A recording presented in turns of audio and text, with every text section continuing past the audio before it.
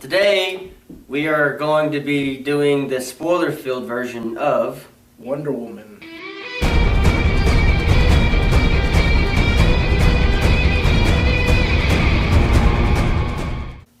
Wonder Woman. This movie surpasses what the other DC movies have done. Oh yeah, blows them out of the water. Definitely. From the first minute to the last minute. Yeah. Great. Yeah, it does a lot of good in it. And it ties into Batman vs. Superman because, you see in Batman vs. Superman, Bruce Wayne sees, this picture, Wonder Woman's old team that from World War One, and then the opening opens with her opening this picture, this box that has a picture, and we see that, and then with a note saying, "Can you tell me more about you now?" The first half of the not first half, but the first part of the movie is like Diana growing up and stuff, and it's cute. Mm-hmm. And then her mother tells her about the gods that have come before her. Yeah, like she lays out this story about how, because Ares is the main villain in this movie.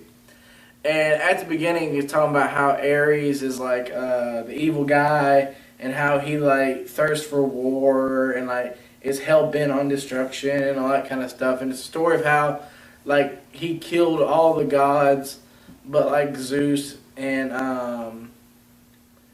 well, I guess he did kind of kill Zeus. And then as Zeus was dying, he made Diana, which we come to find out he made the God Killer, which is Diana. Because for most of the movie, Diana thinks it's her sword. That is the God Killer. Yeah. And Ares just burns the sword up, and he's like, "That's not the God Killer, you are." Her mother tries to keep it a secret of her true, power. her true identity, her true power. Which we get a little glimpse of her power when she's like fighting Robin Wright, her character. Yeah, and the general who actually trained her. Yeah, Robin Wright, and when she's like facing some of the other Amazonians, and she crosses like this, and like this wave shoots out of like power or whatever, and it like knocks them all down, and that's like the first real. It seemed like the first real taste of her power. Like she never knew she had that in her. Yeah. Because not only is she surprised, but everybody else is surprised that she has this power. Because I don't think anybody but like the general and her mother really, well, and Ares obviously, really knew her powers and all that. Like, yeah. And so after that, she like runs away.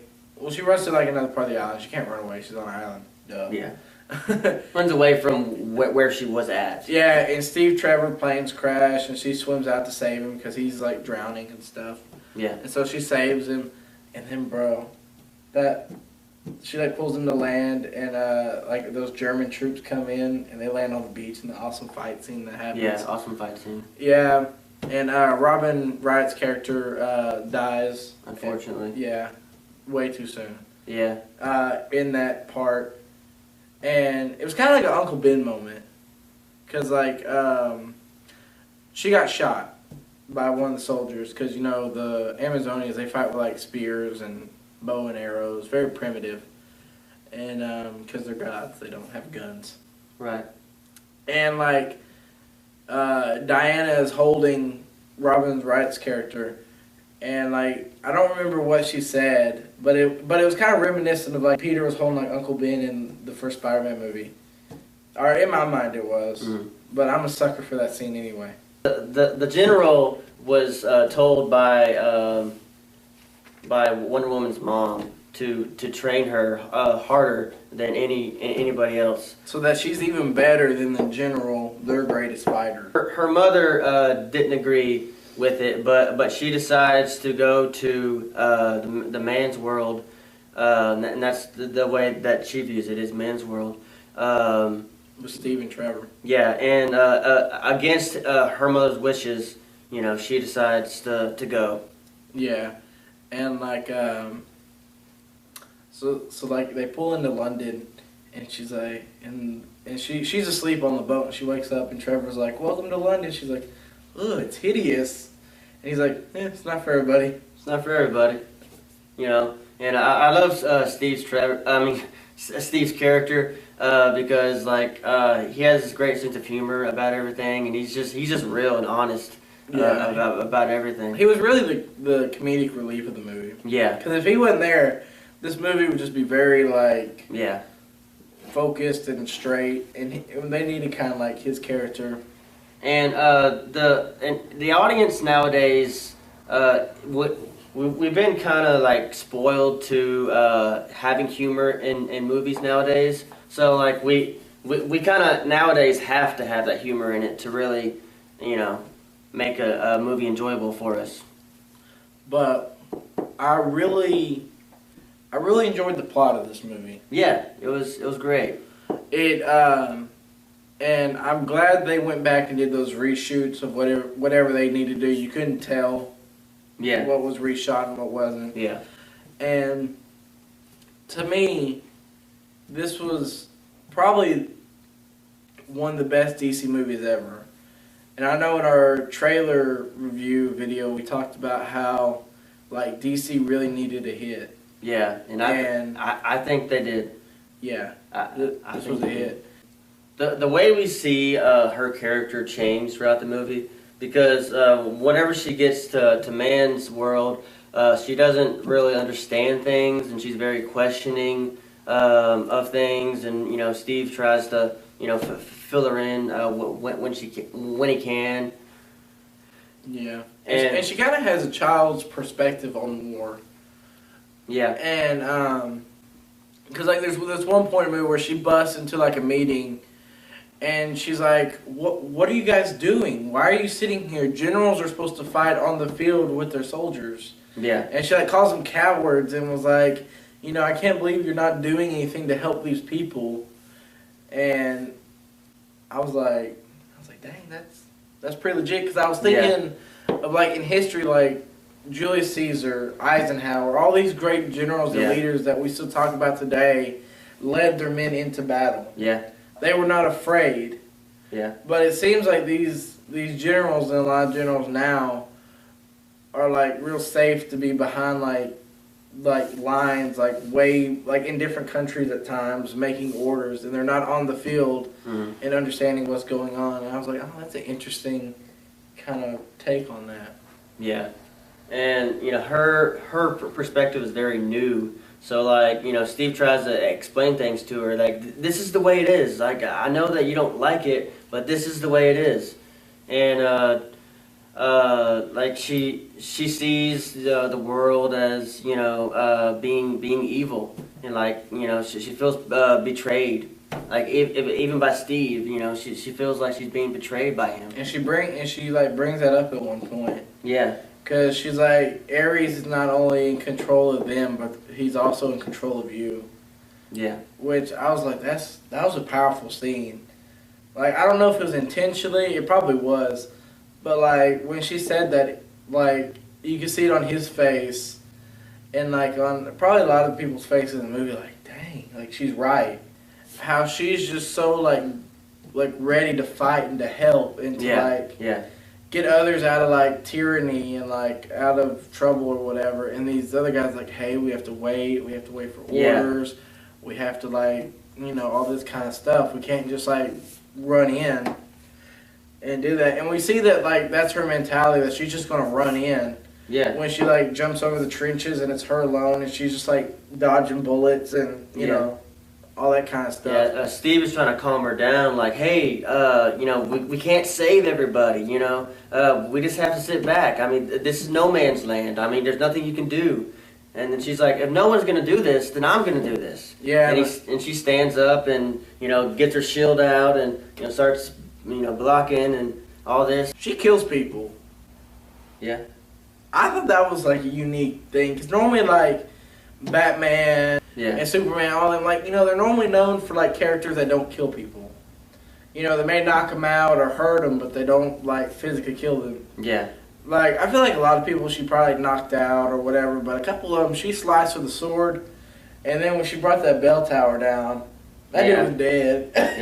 Yeah. Like yeah, she jumps up in a bell tower, and there's a sniper up there, and she brings down like half the church probably, and the bell tower, and it was just awesome. That was probably one of my favorite scenes in the movie. But we see Wonder Woman wrongly think that Ludendorff was the guy that was Ares. Yeah, he was a German commander. Yeah, And he was like best friends with Dr. Poison.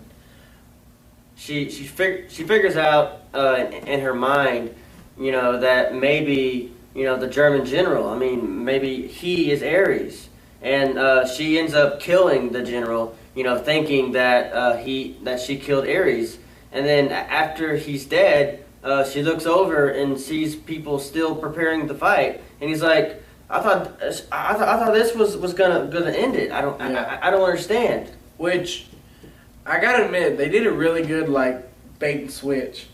Cause Yeah. like for the movie, I was thinking, oh, like you know, the German dude is definitely Ares. Cause I mean, he was just evil. Yeah. I mean, like the generals that were like trying to make like an armistice to end the war, like he threw like poison in there and killed them. And I mean, he just seemed like so hell bent for like war and tyranny and fighting. I was like, this is Ares. Yeah. And like then when she fights him, like when they have their big battle, and like she kills him, and I mean the battle lasts, I don't know, probably a good 2-3 minutes. And I was like, wow, that was like really quick. And then when she was like, well, what are they still doing? Why are they still fighting and all that? And I was like, that must not have been Ares. Yeah. He just must have been a twisted dude. It was a big reveal because the guy that actually did play Ares in the movie, he was willing to help. He was, you know, he was a sweet guy. I mean, he was over Trevor, like in command, because he would order him around.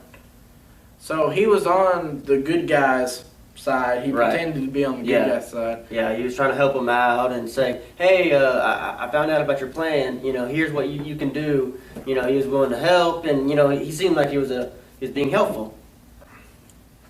And then after, you know, Ludendorff dies, you know, there's a conversation between Wonder Woman and Steve, and you know, and then Wonder Woman gets this, like she feels betrayed, and then Steve goes off, you know, his separate ways, you know, because they have a big falling out. After Steve leaves, you know, that's when we see Ares. He's not in costume yet, but you know, we like, oh, that's Ares. Did you hear the operative word in there? Yet. Yet. Yes. So like they're playing kind of like mind games. Yeah. Because she has him in the lasso of truth, and he's like, you know, with mighty your powers, we can like, what was it? Get rid of humanity and like redo the planet all like how we wanted or whatever. Mm-hmm.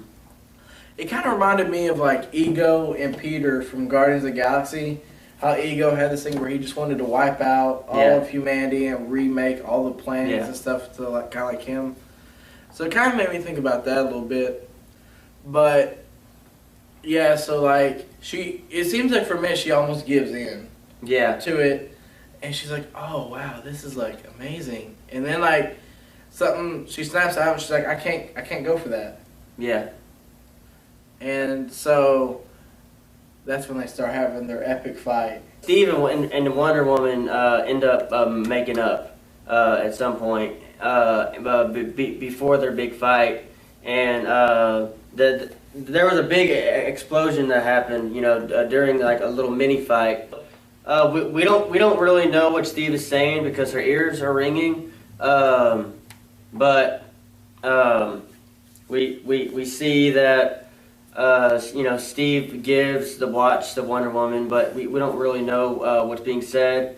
And you know, we see Steve go off in a plane, which we know what's on the plane.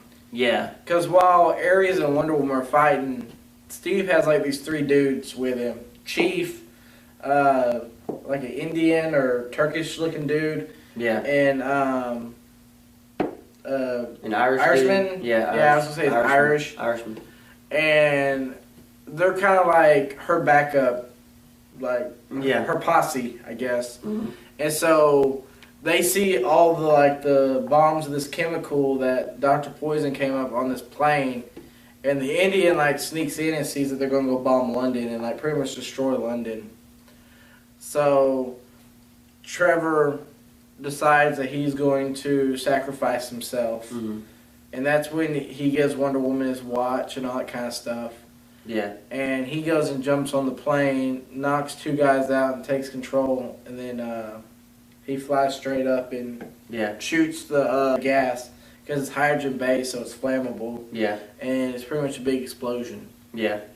And then this just sets Wonder Woman off. I mean, she's just like, no, I can't believe this happened. And this just makes her want to fight even more. Yeah, she kind of releases her power to an extent, she did at the very kind of the beginning of the movie.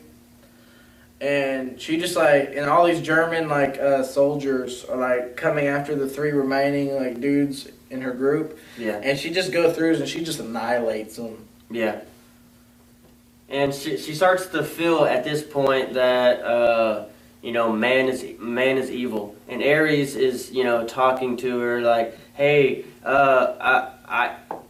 I knew when you first got here who you were, but I didn't say anything because I thought I knew that you would figure it out for yourself, that man is evil, and that I knew that you would join my side once you knew what man is really like. Yeah, he was really toying with her emotions at the time. And he was telling her that I am not the one that causes all this war. I may have whispered in some of the evil people's ears to tell them what they can do, but it was man themselves that actually caused all this. And there's this one point where where Ares gets Dr. Poison in front of Wonder Woman. Yeah. And Wonder Woman's holding up this tank. Yeah. And it seems like it's about to drop it on her and kill her. And it looks like she's about to. And then she kind of has a flashback, and she remembers what Steve told her. What Steve told her when her ears were ringing, which was pretty much, this is paraphrasing, but I love you, and I'm glad that we got to spend this time together. I wish it was more. Gave her watch, and then he left. Mm-hmm. And she remembers that, and she's like, humanity is not lost. Right. That there's still hope for humans. There's something that humans have more than just war. Yeah. They have something else, which is love. Right. And she even says that. She's like, yeah, you're right. Humans are this, this, and this, but they're also a lot more. Yeah. And so she doesn't kill Dr. Poison, but throws the tank at Ares. Ares, yeah. And by this time, Ares... He's upset. He is mad. I was gonna say he's assembled his suit. That too. Ares is in the suit. Yeah, he's in the suit. Which, yes, we covered in the story before. I'm a huge Ares fan, and I should give me a shirt with Ares on it. You should. I know. Yeah, that'd be totally rocking. Yeah. But and just it looks authentic. Yeah. And it's a full helmet, and he scratches the eye holes out, and I was like, oh, that is so metal. Mm-hmm. And so he's in the full suit. Wonder Woman's in her full suit. Yeah.